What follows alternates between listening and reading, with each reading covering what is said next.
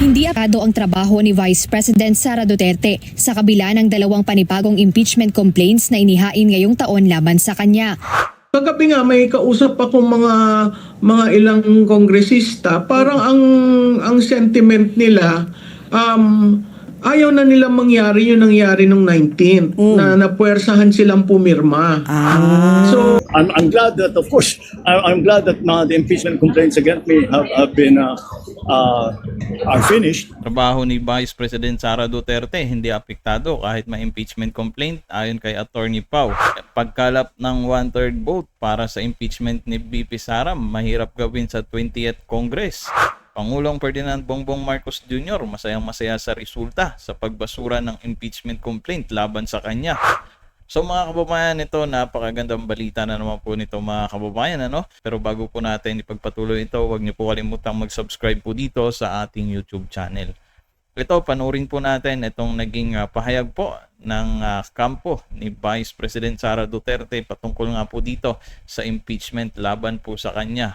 Hindi akado ang trabaho ni Vice President Sara Duterte sa kabila ng dalawang panibagong impeachment complaints na inihain ngayong taon laban sa kanya. Ito ang inihayag ni Attorney Michael Powa. Wala namang magawa na ata itong mga ito para lang masira o matanggal sa pwesto ating Vice President Sara Duterte, ano? Isa sa mga abogado ng defense team ng pangalawang pangulo nang tanungin kung paano nakakaapekto ang mga pag-atake laban kay VP Duterte. Paliwanag ni Attorney Powa, silang mga abogado naman ang nakafocus sa impeachment complaint laban sa Vice-Presidente. Kaya nagagampanan pa rin aniya ni Vice President Duterte ang tungkulin niya bilang pangalawa sa pinakamataas na opisyal sa bansa. Malamang sa malamang, no, mababasura din ito, pero palagay ko mga kababayan, ito yung kung kay PBBM insufficient, ito sufficient, no? Kaya dito magpo-focus po talaga itong mga ito. Si VP has always been in high spirits naman at hindi talaga nakaka-apekto kasi kaya nga sinabi niya na maaga pa lang na-form na niya yung defense team niya. So, habang nagtatrabaho yung defense team, may constant communication man kami sa ating Vice Presidente. Pero siguro the reason why kami yung na-hire niya as her lawyers is because may tiwala siya na kaya naming bumuo ng solid na defense para sa kanya. Kaya siya naman hindi naantala yung trabaho niya sa pagiging Vice Presidente. So, I can confidently say hindi naman naapektuhan ng ating Vice Presidente. Maganda kung ganun, ano, sa ganun ay mas lalong manggagalaite o mas lalong matitrigger na tanggalin pa itong ating Vice Presidente, mga kababayan, kasi nga ginagampanan niya pa rin yung kanyang trabaho bilang Vice Presidente, ano? Dagdag pa ni Attorney Powa, makikita namang nagpapatuloy ang iba't ibang programa ng Office of the Vice President sa kabila ng mga issue na kinakaharap ni VP Sara. O ayan, sa mga nagsasabi na walang ginagawa po yung ating Vice Presidente, ayan, hindi lang po natitelevise ng mga kababayan pero tuloy-tuloy po yung pagserbisyo sa mga kababayan nating Pilipino.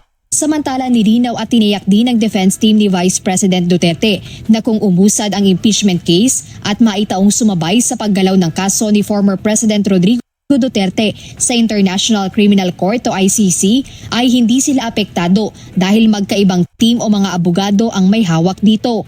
Hindi, totally hindi kasi ibang-iba yung defense team. No? As you know, si Attorney Nicholas Kaufman ang kanyang lawyer doon. So wala naman pong kinalaman kami doon sa ICC case. Focus lang po kami sa kaso talaga ng ating Vice Presidente.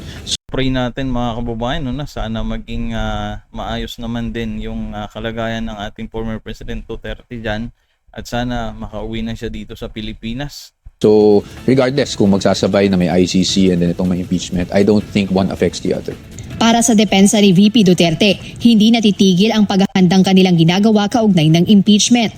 Ayon kay Attorney Powa, nagpapatuloy sila sa pag-ayos ng kanilang mga argumento at depensang ilalatag kung matutuloy ito hanggang sa nakatakdang trial ng Vice Presidente. So ayan mga kababayan, malinaw po na tuloy-tuloy pa rin po ang pagserbisyo ng ating Vice Presidente, no, sa taong bayan. At ito mga kababayan, pakinggan rin po natin itong balitang ito na napakahirap daw kumalap ng 1/3 vote para sa impeachment ni Vice President Sara Duterte ngayong 20th Congress. So baka maging maging mabilis rin, di ba? Na kumuha ng 1/3 plenary vote para po maakyat kaagad po sa Senado.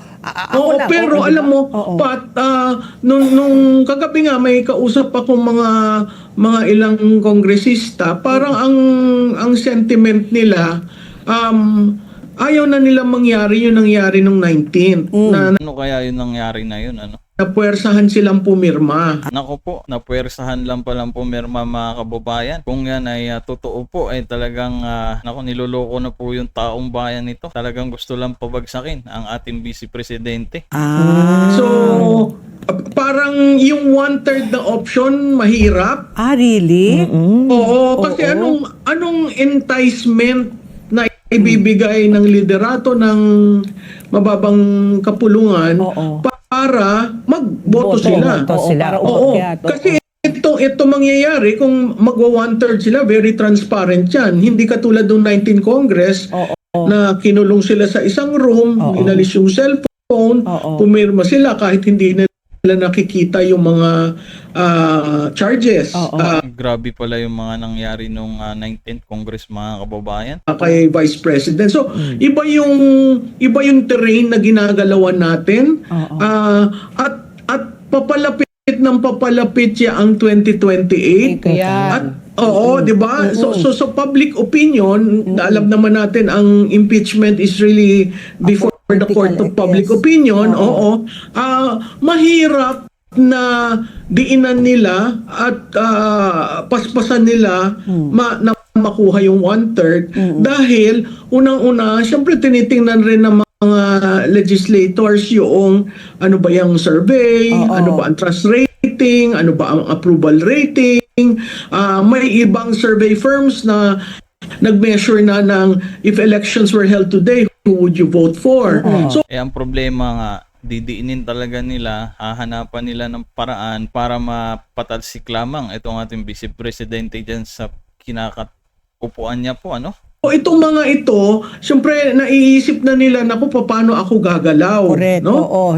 So yun yung mga tinitingnan nila at saka pagdating mo naman sa ground, paano mo i-explain sa taong bayan na nung 19 Congress, pumirma ka sa mabilisang impeachment pagkatapos itong 20th Congress, ganun din ang behavior mo. So, maraming mga bagay na pupunta sa pagdedesisyon ng kinatawan dyan sa usapin kay Vice President. Sana, no? Claim natin yan mga kababayan na talagang mahirapan sila na makakalap ng 1/3 vote para dito sa impeachment ng ating Vice Presidente at sana matauhan na rin po yung mga ibang mga kongresista na pumirma last impeachment po ng ating Vice Presidente. At ito mga kababayan, pakinggan din naman natin itong naging pahayag po ng ating Pangulo na si Ferdinand Bongbong Marcos Jr. Kita nyo, nakatawa pa. Thank you. Mr. President, would you like to comment on the trunking of impeachment complaints against you at the House Justice Panel? Not really. I mean, the House is doing their job. Sana lang talaga, no? I'm glad that, of course, I'm glad that the impeachment complaints against me have been are finished. As the statement that we made earlier, I'm happy it's done, and we can get on with our work. Because these things are distractions from the things that we were doing. Although I wasn't very worried because I saw the impeachment complaint and I knew that I would be all right in terms of the impeachment kasi wala naman, there were no real grounds for the impeachment. No, masaya nga siya mga kababayan no, ang ating Pangulo. Ang problema lang, yung mga kababayan nating mga Pilipino ay gustong-gusto naman siyang ma-impeach din. It was a political move. Mr. President, As usual. kanina po na-transmit na ng House Secretary General ang dalawang impeachment complaint laban kay VP Yes, Sara. yes. Ano po yung reaction niyo po dito? No, I have no reaction. Hindi ko trabaho yan. Trabaho ng House. Pabayaan mo sila magtrabaho. I'm sure they will handle it properly. So let's let them do their jobs. Thank you, Mr. Alright, President. So ayan mga kababayan, yan nga po yung ating balita ngayon. Kung may opinion ka, comment mo lamang po dyan sa baba. Maraming salamat po.